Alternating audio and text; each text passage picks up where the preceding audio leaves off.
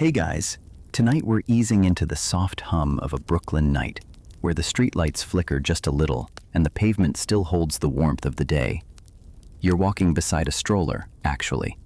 The wheels squeak as they bump over sidewalk cracks, and there's a baby in there, round face, wide eyes, already listening. His name's Christopher Wallace, but nobody calls him that unless it's a roll call. To the world, he'll be Biggie. To us, for now, he's just a sleepy little kid who likes being rocked to sleep with the window cracked open, letting in the faint buzz of passing cars and distant laughter from the stoop. You probably wouldn't survive this exact block in the 80s, not without knowing someone. The air here smells like fried food and asphalt, and the lullaby is a mix of yelling neighbors, creaky radiators, and boom boxes testing their limits. But to baby Chris, it's home. It's bedtime music. You're in Clinton Hill, before the real gentrifiers got bold, when brownstones leaned just slightly to the left and every third building had a story someone warned you about. Valletta Wallace, his mother, holds down the fort with chalk dust still on her skirt from teaching during the day. She's a Jamaican immigrant who takes her faith and discipline seriously. You can smell the starch in the shirts she presses. You can also hear her sharp voice cut through the hall when Chris knocks something over, but it's always followed by the gentle clink of a spoon stirring apple juice. That's his thing. Apple juice, no ice. The crib is secondhand, painted over a few times. The sheets are cartoon characters, bootleg ones, slightly off, but colorful all the same. There's no nightlight, but the hallway bulb spills in through the cracked door, casting a gentle glow on the far wall. Baby Chris babbles before bed, mumbling baby talk that, if you're listening closely, already has rhythm. You sit on the floor beside him and hum along.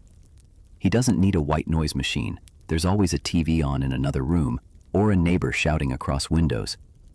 Sometimes, when he's restless, his mom reads to him from a beat-up Bible or sings soft church songs.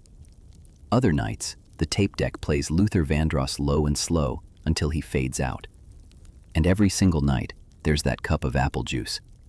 It's not fancy, just store-brand stuff, poured into a faded sippy cup with bite marks on the handle. But he won't sleep without it. Not then. Not later either. You peek into his toy bin, half a plastic truck, some broken crayons, and a tiny keyboard with 3 working keys. You'll see that keyboard again. He presses them over and over until one of them sticks. A future producer might cry at the sound of it, but to him, it's just sound. Noise to fill the air. People like to picture Biggie as larger than life, but at this moment, you're watching a chubby kid fall asleep in his Superman pajamas. The fabric's a little tight at the belly, and one sleeve is twisted the wrong way. But he's smiling, one hand resting on a plush dog missing an eye. His mom peeks in just to be sure the juice is finished and the covers haven't slipped. You hear her whisper something in patois, then close the door with that same careful pull you've done for your own little ones, or maybe remember from long ago. There's something weirdly quiet about this part of his life, like the beat hasn't dropped yet. No gangsta persona, no Versace shades. Just the smell of laundry, the hum of a radiator, and the sleepy rustle of a kid who hasn't figured out his own story yet. You get the sense even the block is holding its breath, waiting for him to grow into the name. Later, biographers would point to this calm before the storm, the part of his life where his mother's routines built some kind of rhythm inside him, the way he liked things a certain way before bed, the juice, the music, the slow wind down. Some say that never really left. Even at the height of the fame, even in a strange hotel on the other side of the world, he'd ask for apple juice. And here's a fun one. Years later, his crew joked that Big would stock mini fridges in studio lounges with it. Right next to the Cristal and Hennessy, there'd be one little bottle of Mott's. For the artist, they'd say, half laughing, but no one ever drank it except him. As for the debate, some fans swear that his love for storytelling, the detail, the rhythm, the cinematic imagery, came from those nights with his mom reading scripture and old nursery rhymes. Others argue it came from the streets, but maybe, just maybe, it came from bedtime, from falling asleep in a world that required toughness, while being cradled in something much softer, a world where the only beat that mattered was the one inside his chest, slowing down under a faded blanket, warm from apple juice, and just like that, he rolls over, tugs the sheet up over his ear, and drifts into dreams. The screen flickers in the dark, casting a soft blue glow across his round face. You're sitting on the carpet now, cross-legged, the kind that smells like years of Kool-Aid spills and pine sol. Chris is maybe 8, maybe 9, and he's curled on his side, controller in hand, eyes locked onto Sonic the Hedgehog like the fate of the planet depends on collecting those rings. The bedtime routine has evolved. The sippy cup is long gone, replaced by a plastic tumbler with "property of no one" scribbled in Sharpie. But it still holds apple juice. Always has. He sips it like it's medicine, then sets it carefully beside the console. If you move it, he notices. Don't test him. You're not in the projects. Not yet. This is 226 St. James Place, where the neighbors yell out their windows and every front step has a story to tell.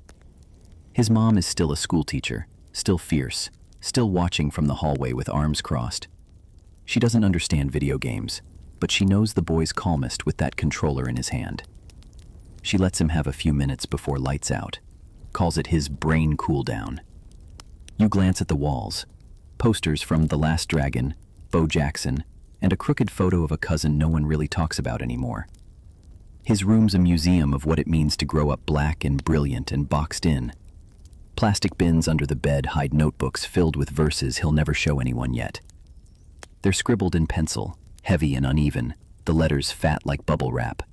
But the words are already starting to hit. He mumbles as he plays. Not trash talk, he's too tired. These are quiet rhymes, half-formed lines slipping out of his mouth like a secret bedtime prayer. Something about kicks and bricks and being sick with the mix. You wouldn't know what it means unless you're from here. Downstairs, someone's arguing. Again. Muffled and rhythmic, like even their fighting has meter. Big doesn't flinch. He's used to the soundtrack of tension and thin walls. He turns up the TV just a little and says nothing. But you notice his thumb tapping the controller like it's keeping time. He doesn't talk much at school. Catholic school uniforms have a way of making everyone feel like background extras in a documentary about rules. But here, in this room, this is where he writes himself into the story, where he's not just the chubby kid with a chipped tooth and a backpack too small for his books. Here, he's a player, a poet, a kid building his own bedtime world with beats instead of bedtime stories. Here's a quirky one. Every Friday night, his mom buys him a slice of pizza and a bottle of apple juice. That's the deal. One slice, one bottle. It's his reward for not getting into fights at school. Even if you think it, don't say it, she tells him. He nods, even when the thoughts want to claw out of his mouth like wild cats. Friday nights are quiet victories, and he always finishes the juice right before bed, 3 big gulps, then wipes his mouth with the back of his hand, like he's just downed something much harder. The Sega goes off at exactly 9:45. No exceptions. His mom's voice cuts through the apartment like a well-timed DJ scratch. Time for bed. He groans, always groans, but obeys. You trail behind him as he trudges to the bathroom, face shiny with the grease of the day and soap that smells like lemon. He doesn't fall asleep right away. He never does. He lies in bed, staring at the ceiling like it's a movie screen. You lie next to him, quiet. Sometimes he raps softly to himself. Sometimes he makes beatbox noises with his tongue against his teeth. Tick-tick-ch, tick-tick-ch. Other nights, he just stares and lets his thoughts stack up like verses. There's a cultural debate that still echoes. When exactly did Biggie become Biggie?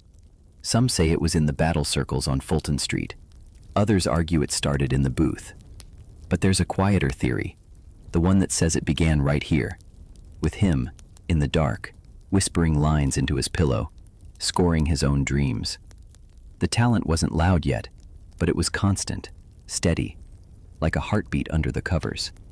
One night, he asks you, just out of nowhere, "You think it's bad to want everything?" You don't answer. You're not supposed to. You just stay there, and the question hangs in the air like steam from a cracked radiator.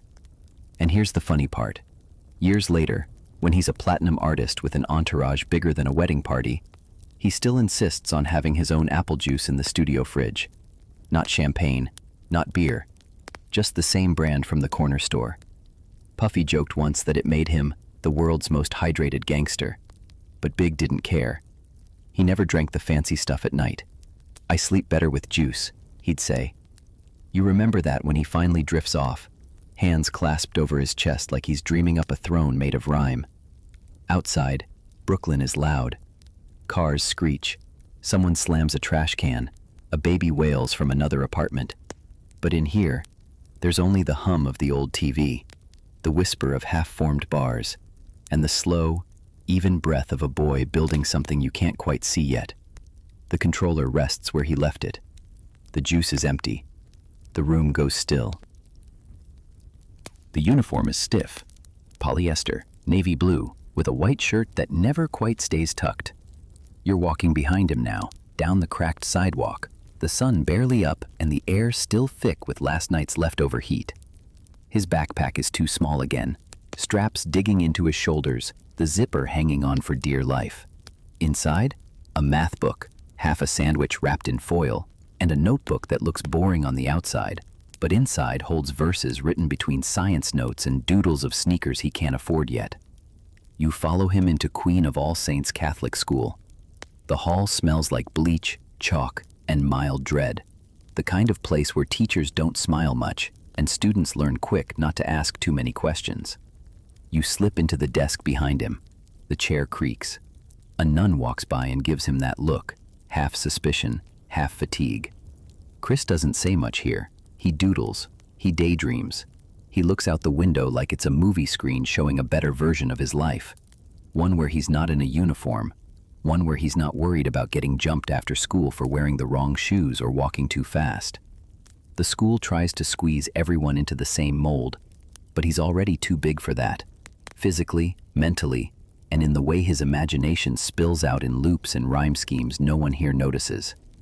You sit with him at lunch. Bologna sandwich again. He trades the cookie for someone's juice box. Of course he does. Then he pulls out that notebook. He glances around and writes fast, like he's on the clock. The line doesn't rhyme yet, but it hits. Something about the hustle and the muscle, and I'm not trying to tussle. You nod. He erases it, starts over. He always does. At night, he tells his mom he did his homework. Sometimes he does, sometimes he doesn't. But he always works on his verses. That's the real homework. You sit cross-legged on the bed as he tries to find the right line to follow. I never had much, but I got dreams. He pauses, chews his pencil, takes a sip of apple juice. Still the same brand, still no ice. The interesting part? Years later, in interviews, he never really mentions school much. He shrugs it off, says he was decent or whatever. But some of those early verses, they sneak in little traces of Latin roots and vocabulary words Sister Bernadette drilled into his head. Hypocrisy, mandatory, consequence. Big words for a big mind. Biographers still wonder, was school just background noise to Biggie's development, or did the forced structure secretly sharpen his lyricism? There's a camp that believes the rigid routines of Catholic school helped form the precision in his flow. Others argue it was all just survival instincts, the ability to memorize, recite, perform.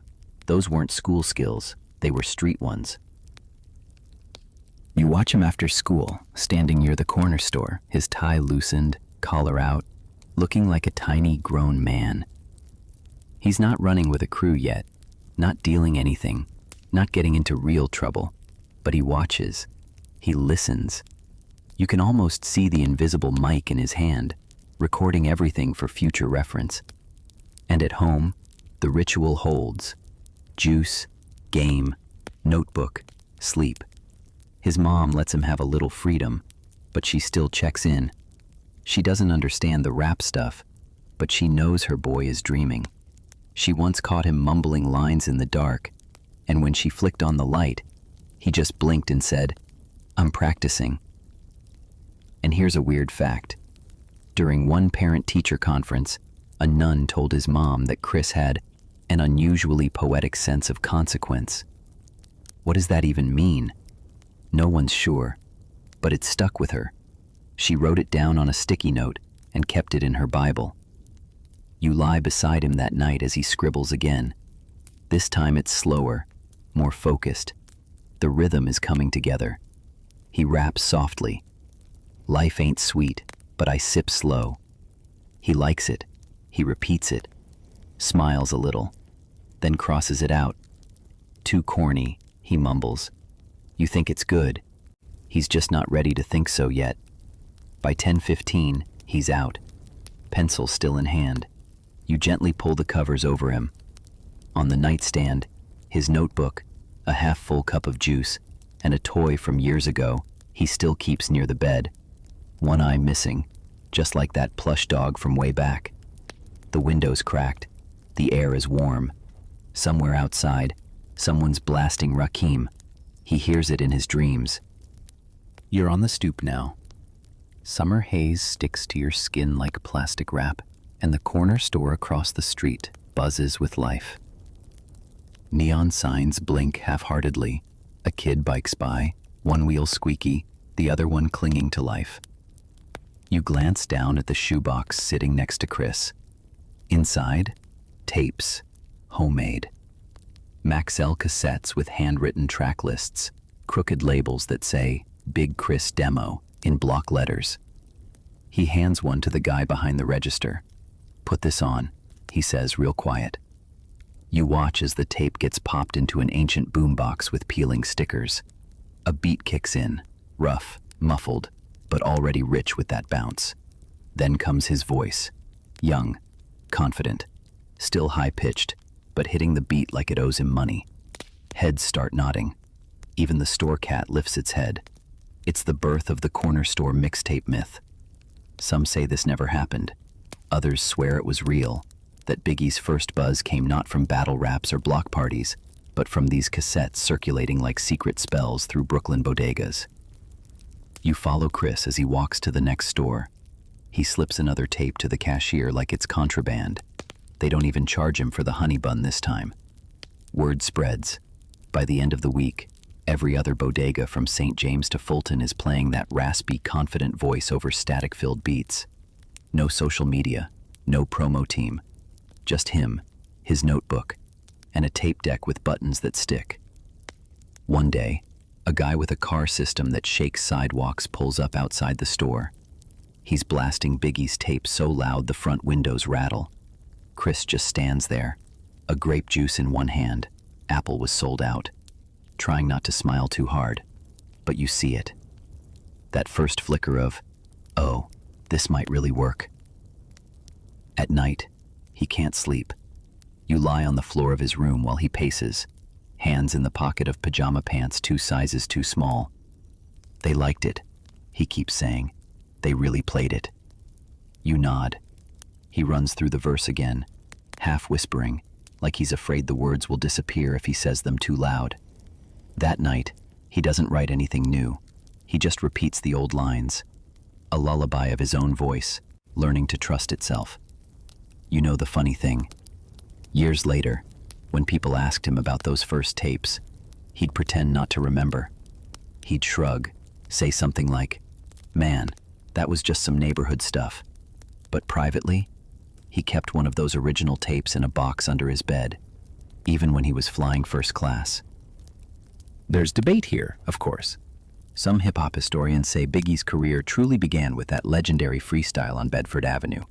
Others point to the Mr. C demo tape that made it to Puff. But a quiet faction insists it was this moment, the tape in the corner store, the buzz from block to block, that planted the seed. And here's the quirky twist. One of those corner store clerks later claimed he saved a copy of the tape and refused to sell it, even when offered $5,000 by a collector. It belonged to the block, he said, not eBay. Back in the bedroom, the ritual holds. Juice, notebook, static from the radio, softly tuned between stations. Chris lies in bed and stares at the ceiling again, but it's different now. He's not dreaming if anymore. He's dreaming how far. You hear him murmur something. They said my voice sound like it's already tired. Then he laughs. Guess that's just Brooklyn in me. He chuckles to himself, turns over, pulls the covers up, and lets the hum of his own ambition rock him to sleep. Downstairs, the boombox still plays his voice. A little grainy, a little offbeat, but unmistakable. The night wraps around Brooklyn like a heavy blanket, humid, familiar, and a little bit restless. You're on the windowsill now, perched like a sleepy guardian, while Chris lies back on his bed, arms folded under his head, headphones clamped tight. The room smells like laundry, pencil shavings, and a faint trace of barbecue smoke wafting in from someone's fire escape grill. The beat in his headphones isn't just music tonight. It's a lullaby, a loop, a slow tide washing him into sleep. He's bigger now, his voice has dropped, and so has the pitch of his laugh. His bedroom is messier too. Sneakers pile in the corner like unspoken arguments. His notebook's got stickers all over it now, graffiti tags, magazine cutouts, and one torn photo of Slick Rick with a caption that just says, "GOAT." Tonight's beat is his own, homemade. You watch him press play on the battered tape deck, the record button still jammed with a paper clip. The track comes in soft, the bass a little fuzzy, but there's something warm about it, like he built it to be played exactly here, in the dark, with the ceiling fan spinning slow overhead. He closes his eyes and mouths the words to himself, lips barely moving, like prayer. This isn't about hype. There's no crowd here, no lights, no gold chains. Just him, his voice, and the quiet night. You glance at the apple juice on the nightstand. It's in a glass now. No more plastic tumblers. He pours it himself these days, chilled, no ice. One sip, then he sets it down like it's part of the ritual. Left hand behind the head, right hand resting on his chest. That's how he sleeps. Here's the twist. The beats help him sleep more than anything else. Even when he's tired, the silence makes him twitchy. It's like he needs rhythm to settle, a pulse outside his own. One night he tried sleeping without it, just the dark, no music. He lasted 12 minutes, got up, muttered, "Nah, this too weird," and started flipping through tapes. He's still not famous yet, but he's buzzing. You hear it in the way people greet him on the street, the way his name echoes on stoops. "Yo, that's the kid who spit over the impeach the president drum loop, right? Yo, my cousin got his tape on repeat." He plays it cool, but you see the half smile, the one he hides behind a sip of juice. There's something sacred about these nights, something most people won't get. Because before the crowds, before the stages and the drama and the myths, there were these moments, him, alone, creating, repeating a line over and over until it settles into something smooth. You hear him mumble, "Sky's the limit if you write it how you live it." He sits up, writes that down, then sips his juice again and lies back. Beat still playing, words still forming. There's a debate that keeps popping up in rap forums and hip-hop roundtables. Was Biggie a writer or a freestyler? Did he script every line, or just step in the booth and breathe brilliance? Puffy swears he never saw Biggie write anything down after a certain point. Others claim they saw pages full of edits, crossouts, entire verses scratched in the margins. But you know the truth lies here, in this room, in the quiet grind of repetition, in the way he practices rhymes the same way other kids practice layups. He writes, he rewrites, he listens back, he drinks juice, he rewinds, and only when it feels like breath, like second nature, does he let it go. You lie next to him as the beat fades. The fan clicks, a steady rhythm. A car alarm goes off down the block, then stops, like even the city knows it's bedtime. He whispers one more line, not for anyone but himself. "Brooklyn made me, but the night raised me." Then he's out.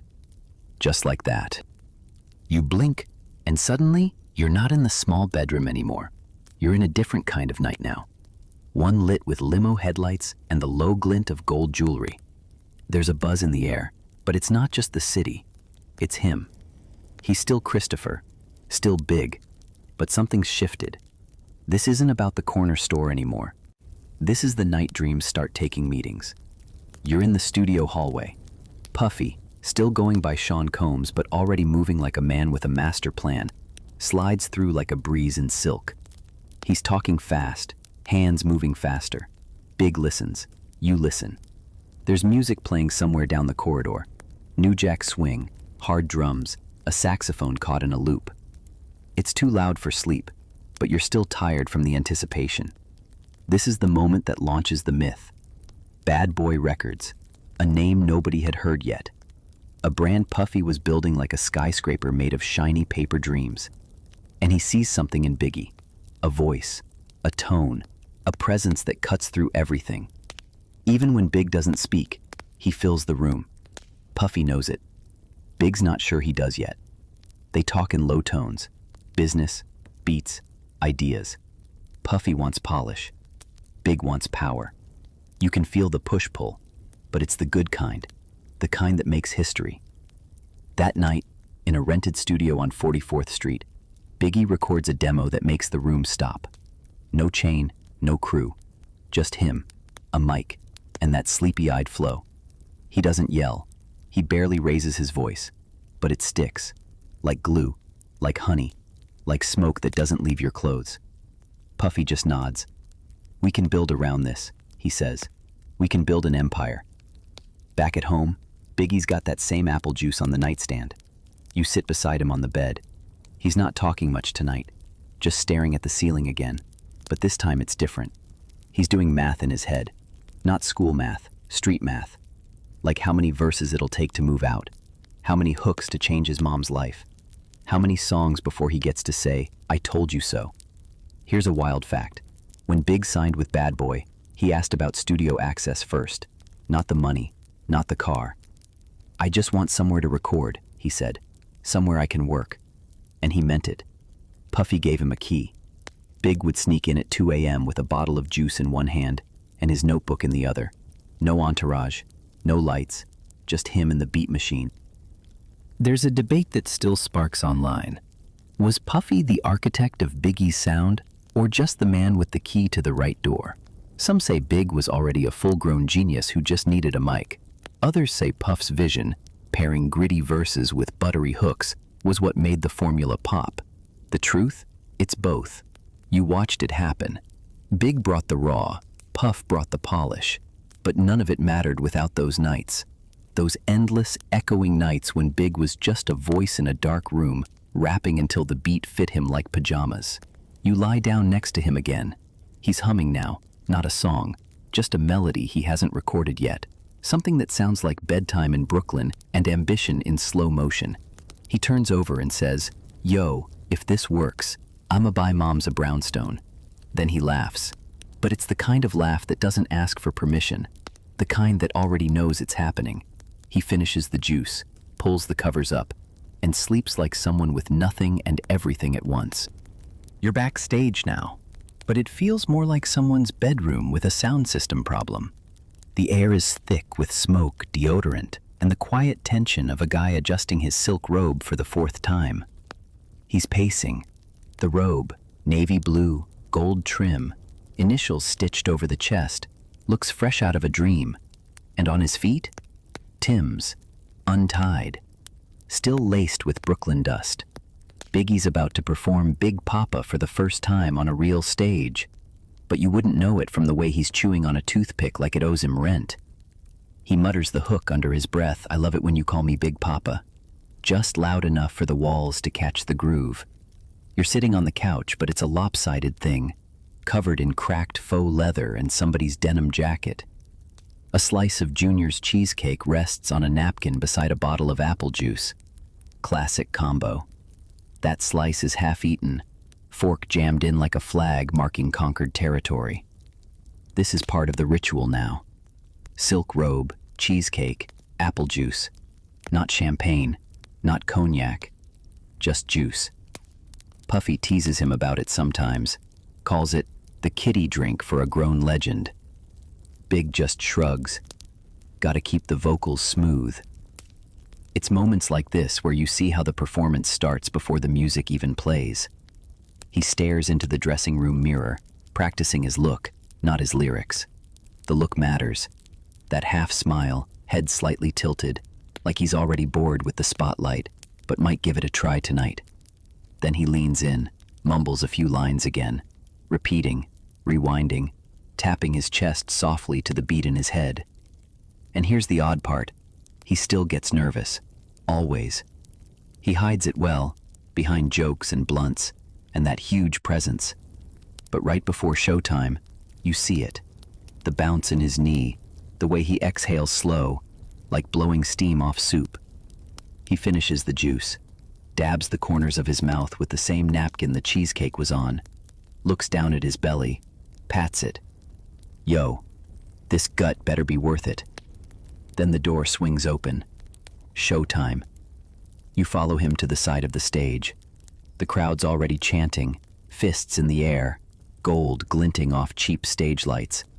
He walks slow, like he's not in a rush to arrive, like they should feel lucky he's even showing up. He steps up, grabs the mic like it's an extension of his arm, and doesn't yell, doesn't scream. He just lets the voice do what it always does, wrap around the room like velvet. It's all smooth, effortless. And yeah, Big Papa hits just right. Girls scream, dudes nod. The beat slides across the floor like it's trying not to wake the neighbors. That night, back in the hotel room, he's still in the robe, still in the Timbs. The cheesecake's long gone, but there's another bottle of apple juice on the nightstand. Room service brought it without asking. They're learning. He flops onto the bed, all 300+ pounds of him landing like a slow explosion. You hear the bed springs cry out, but they hold. He sighs, stretches one arm across the headboard and says, "I could do that forever." Here's the quirky fact. Biggie often recorded in robes. He said it helped him relax, made him feel like he wasn't working. Said the lyrics came out better when he felt like he was already halfway to sleep. Critics still wonder how someone so smooth could come from something so raw. That voice, that calm, that control. Some argue it was just natural talent. Others say it was armor, his way of keeping the chaos outside. But maybe it was both. Maybe the robe and the juice and the cheesecake were all part of the spell. The bedtime ritual that made the stage feel like a bedroom and the mic feel like a nightlight. You turn off the hotel lamp. He rolls over, one hand still gripping the empty bottle, as if sleep might slip away without it. The city outside never stops. But in here, in this room, it's bedtime. You're in the studio now, but it doesn't feel like one. Feels more like an after-hours diner with a mixing board and too many couches. The lights are dim, the carpet's worn thin in places, and someone left an empty pizza box on top of a speaker like a sacrificial offering to the rap gods. Biggie's stretched out in the corner, hoodie half off, socked feet propped on a milk crate, one hand holding his phone, the other reaching for, you guessed it, apple juice. It's 2:41 a.m., and the phone keeps buzzing. Puffy already called twice. Faith called once. His mom left a message hours ago. You sit beside him as he stares at the screen, not answering. He just listens to the instrumental looping in the background, over and over, like a question he hasn't found an answer to yet. The phone buzzes again. He lets it. This is what fame looks like after midnight. Not the red carpet, not the screaming crowds, just a guy in sweats, blinking under fluorescent lights, wondering how he's supposed to be two things at once, sun and star, lover and legend, Biggie and just Chris. The music in the background is for a new track, something half-cooked and haunting. The hook hasn't landed yet, but the verses are sharp. He keeps repeating one line out loud, phone off, world off, but my thoughts stay loud. You write it down for him. He nods, doesn't say thanks, but you feel it anyway. Funny thing, he used to write everything by hand. Now it's half memory, half muscle. He'll hear a beat, lean back, close his eyes, and let the bars come. But he still keeps a notepad tucked in his coat, just in case. Puffy found that out once when he offered to buy Big a laptop, and Big laughed so hard he dropped his blunt. What I'm gonna do, type rhymes? You notice the juice bottle's almost empty. The little things still anchor him.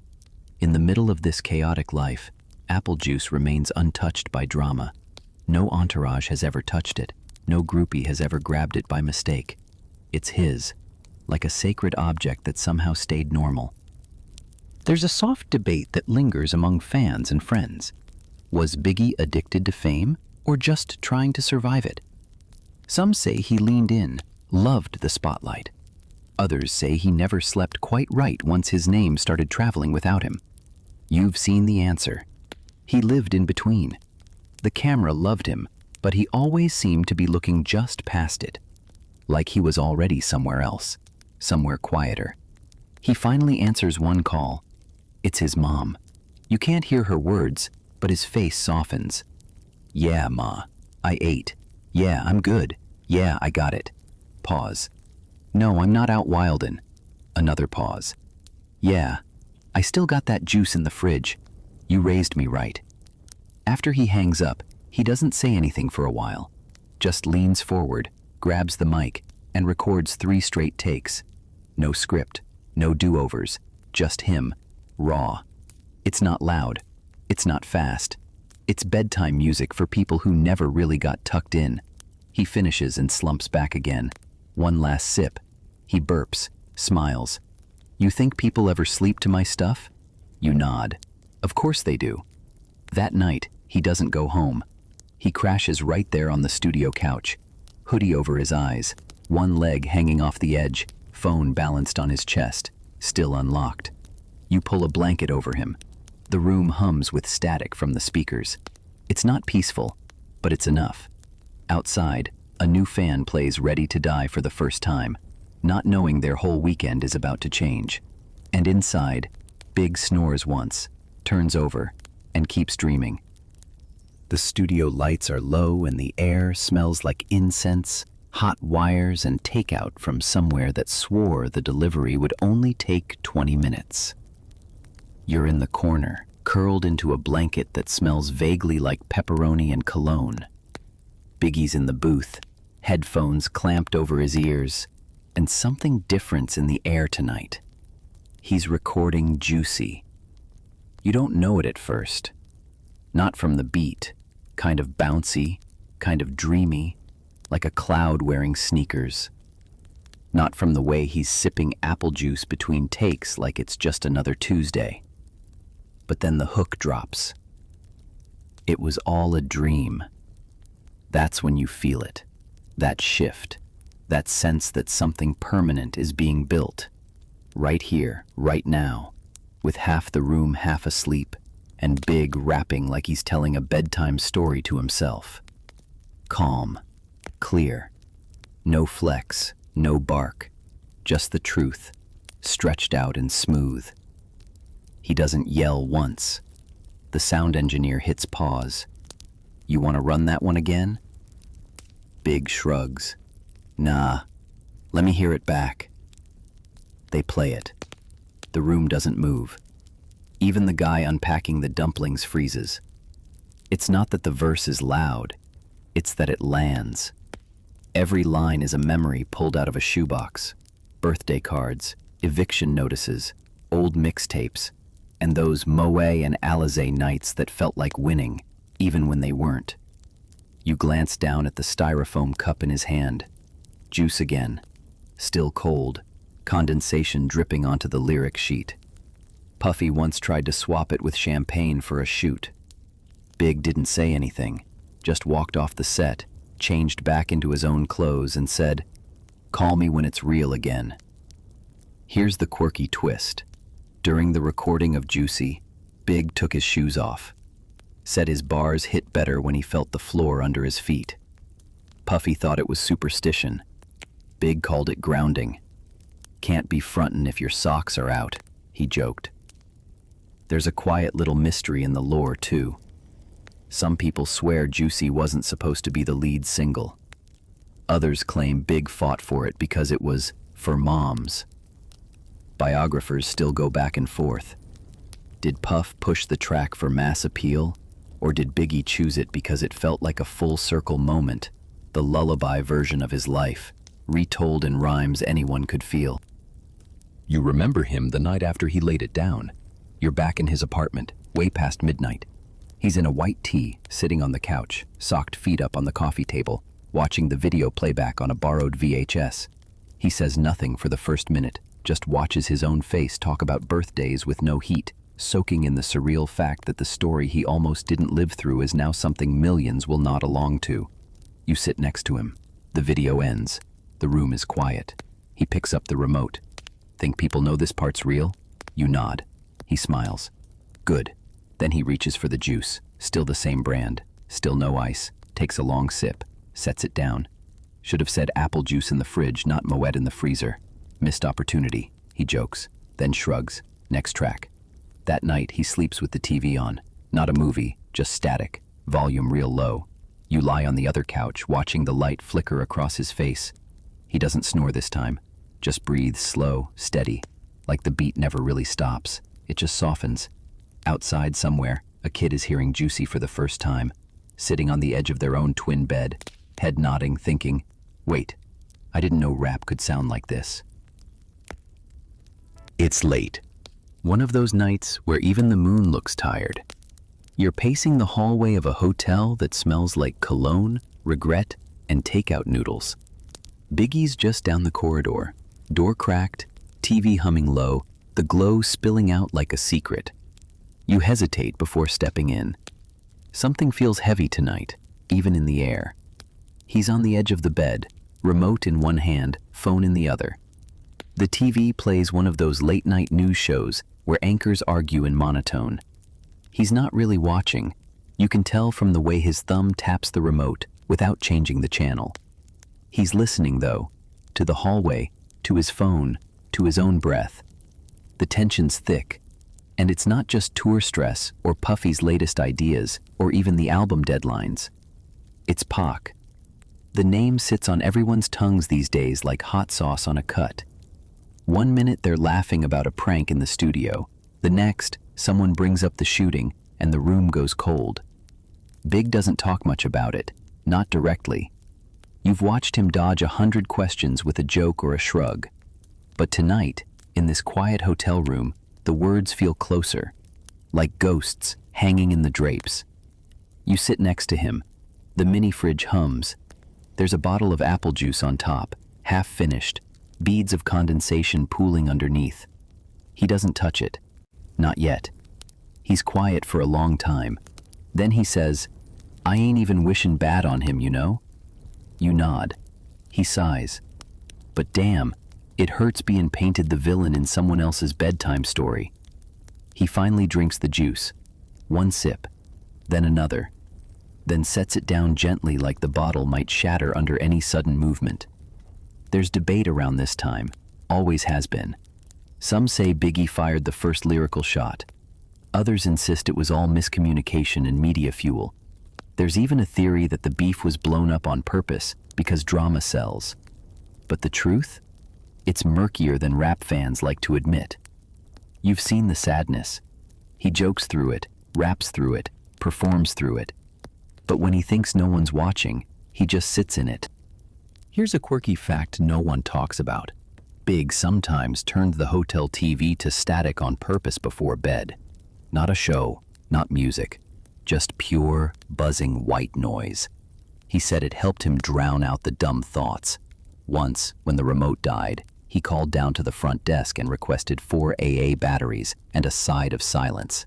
That night, after the juice is gone and the remote finally lands on a documentary about whales, he slumps back against the pillows. He watches for a bit, then says, Yo, whales sleep with one eye open. Ain't that wild? You laugh. He doesn't. Makes sense, he says. Even in the ocean, something always trying to get you.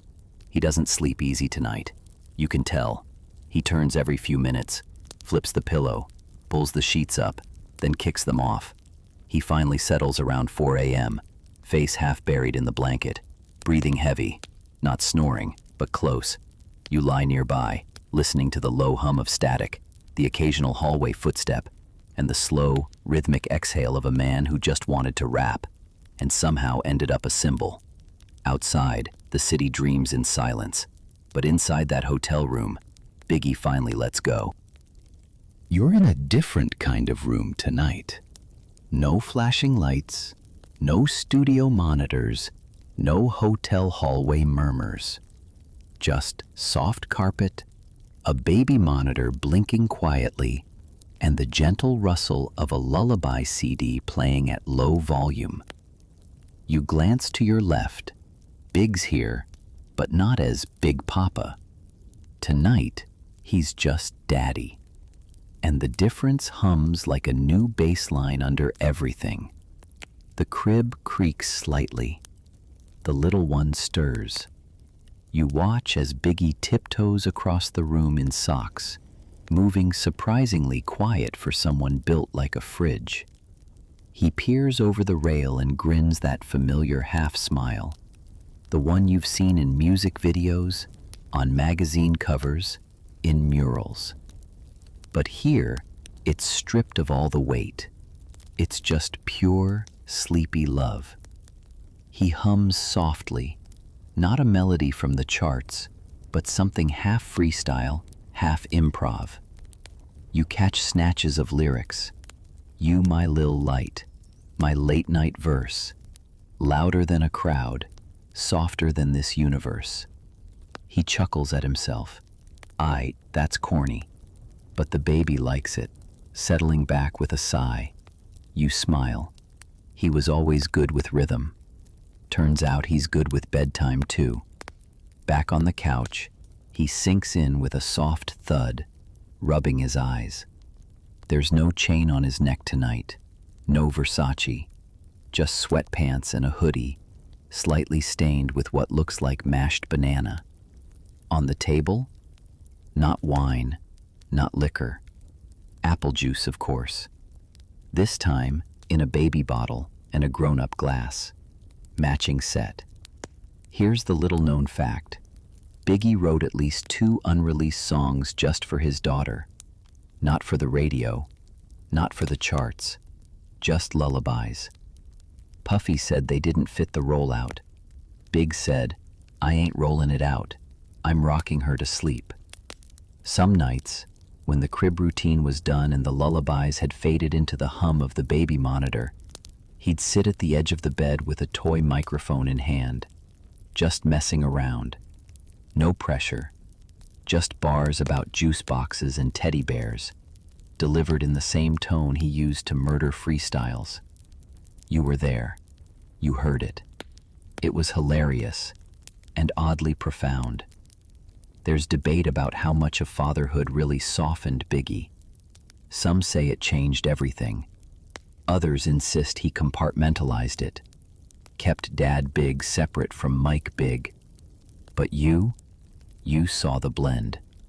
The way he'd change diapers while freestyling. The way he'd say goodnight in a rapper cadence. The way he kept apple juice on hand not just for himself, but because the baby should know the classics. You sit with him as the house quiets. He talks softly now about how the industry spins too fast, how the money multiplies, but so does the stress. Ain't no manual for this, he says, staring at the ceiling fan. Not rap, not being a dad. You just improvise and pray it rhymes. He takes a long sip. Apple juice, no ice. Always. Then he leans his head back and mumbles a verse you won't remember all of. Something about legacy, about lullabies, about, if I'm not here, she'll still hear me. The line lands heavy in the dark. Even the fan slows down, like it's trying to hear more clearly. He closes his eyes, mouth soft, shoulders finally dropping. You tuck the blanket around him, then peek once more at the baby monitor. All's quiet. All's still. This isn't the bedtime routine fans imagine when they picture Biggie, but it's real. No stage, no beat, no hook. Just a father, a child, and the kind of stillness he spent most of his life chasing. Outside, the world still calls him a king, but in here, he's just someone who sings softly when no one's listening. You're walking through hotel rooms again, but they don't feel the same anymore. The carpets are plusher, the robes are fluffier, the do not disturb signs are heavier somehow. This isn't just touring now, it's movement with meaning, city to city, coast to coast. But even with all this softness around him, big beds, big paychecks, Biggie's carrying something you can't fold into a suitcase. He's slouched in a velvet chair by the window, staring out over a skyline that could be anywhere. Atlanta, LA, Houston, Vegas. Doesn't matter. They all blur at night. The curtains flutter slightly. He's got a notebook on one knee, a warm cup of apple juice on the other, and a hotel pen that keeps running out of ink just when the rhymes start flowing. He taps the window with one knuckle, not hard, just thinking. His reflection stares back, heavy eyes, thick gold chain, smile nowhere to be found tonight. You sit across from him on the bed. The TV's on mute, but it's one of those late-night shows with bright colors and louder smiles. Contrast hits hard. He sighs, takes a sip, and says, "I miss regular." That's the thing. He's successful now. Albums gone platinum, sold-out venues, endless interviews. But sleep doesn't come easier. If anything, it's harder now. Too many layers. Too many doors between him and quiet. He puts the pen down. You ever feel like you got everything but your chest still heavy? You don't answer. You just stay close. That's what you're here for. Here's a little-known bit. Biggie used to call hotel housekeeping the minute he checked in. Not for towels, not for pillows, but to ask them to turn off the minibar. Said temptation's stronger when it's cold and waiting. He'd laugh when he said it, but you always knew it wasn't a joke. Sometimes, when he couldn't sleep, he'd flip through the Bible in the nightstand drawer, not to read, just to hold. He said it helped him breathe slower. The room tonight is stacked with folded clothes, unopened fan mail, and 3 half-eaten room service desserts. On the nightstand, another bottle of apple juice, label peeled halfway off. You watch as he scratches out a bar, then rewrites it slower, like his hand is heavier than the words. There's a debate that lingers around this era. People argue about whether Biggie was happy. Some say he was thriving. Others point to the interviews where he looked tired, to the verses that hinted at exit doors and fatalism. But the truth? You saw it. He was somewhere in between, grateful but not settled, famous but not free. He talks tonight, not with bars, not with bravado, just quiet thoughts. Every city got the same mirror. Every mirror shows the same weight. You nod. He looks over. I think I liked it better when the only thing I had to do at night was finish my juice and think about rhymes. He tries to write again, but gives up. Instead, he grabs the remote and puts on one of those 80s crime reruns where everything's solved in 45 minutes. He watches with half a smile. Then, out of nowhere, he starts rapping softly. Not for a track, not for you, just a little bedtime freestyle, slow and sleepy. Room's too cold, dreams too loud, sleeping on clouds, but I still feel ground. It's not polished, it's not profound, but it's honest, and it's enough. You see it again in the way he sets the juice bottle on the nightstand, precise, always the same spot. Then he lays back, one hand resting on his chest like he's holding something down. The fan kicks on, the city lights blur into soft gold and gray through the curtains. Another night, another unfamiliar bed, but he's starting to figure out how to bring the routine with him, even here. Apple juice, quiet beats, and something to hold on to. He closes his eyes. No chain, no smile, no audience, just a man in a tin-nice room, finally getting a little closer to sleep. You're back in Brooklyn, or at least that's what the dream says. Except the streets are cleaner than you remember, and the corners don't carry the same weight. But Biggie swears it's London. He says it casually, like you've both been there before. Yo, I dreamt about London last night, he says, peeling a muffin in half like it might hold a clue inside. You raise an eyebrow. Nah, for real, he says. Fog, quiet, nobody yelling in the streets. Just me, some birds flapping around, and mad peace. He's not laughing, he's serious. You can see it in the way he twirls the cap on his apple juice bottle. Something about this dream stuck. It's playing on loop behind his eyes, like a vision of an alternate life where everything softens. Biggie in London. Not on tour, not on promo, just living. Walking down cobblestone streets in a giant hoodie, head down, nobody recognizing him. No chain, no autograph requests, no one saying, just one picture big. Just fog, and maybe a newspaper under his arm, and a quiet flat above a bakery where he writes rhymes no one hears. You think I could ever leave this? He asks. You know he doesn't mean Brooklyn. He means the game. You tilt your head. He sighs. I don't know. I feel like I gotta finish something first. This is the side of Big most people never see, the contemplative one. The man who just wants a place where the pressure doesn't follow him inside, who dreams about mist and old bookstores and silence. Not because he's British, but because peace seems like a luxury. Here's the quirky part. He once asked a label assistant to pick up a Lonely Planet guide to the UK. They thought he was planning a gig. He wasn't. He just wanted to see pictures. Need something new to stare at before bed, he said. That guidebook ended up dog-eared on his nightstand, pages bookmarked for Cornwall, Brighton, and the Lake District.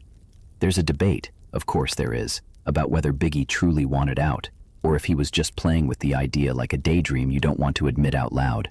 Some say he was tired, that the fame came too fast and took too much. Others argue he was hitting his stride, about to drop something massive. The truth sits in this weird in-between space. He was both rising and weighing the cost of the climb. You're with him now in yet another suite. This one has marble floors and a view of the freeway. The room's fancy, but the windows don't open all the way. He says he hates that. How's a man supposed to breathe properly if the air ain't real? He talks about faith, about Tiana, about how he wishes he could press pause, not forever, just long enough to stretch, to breathe without being watched. They love me out loud, but I miss being invisible, he says, voice low. You're in the last hotel now. You know it, even if no one says it. Even if the bed's made too tightly and the curtains let in too much light. There's a cold draft sneaking in through a vent that hums like a tired sigh. Biggie stands near the minibar, staring at the little fridge like it might offer him something it's never held before. There's apple juice inside. Of course there is. You watch him pull it out, hold it for a second, and then place it neatly on the desk beside the notepad that came with the room. He doesn't drink it yet. He just stares at it, as if trying to remember something specific. Maybe a night when things were simple. Maybe a voice. Maybe just peace. He sits on the edge of the bed.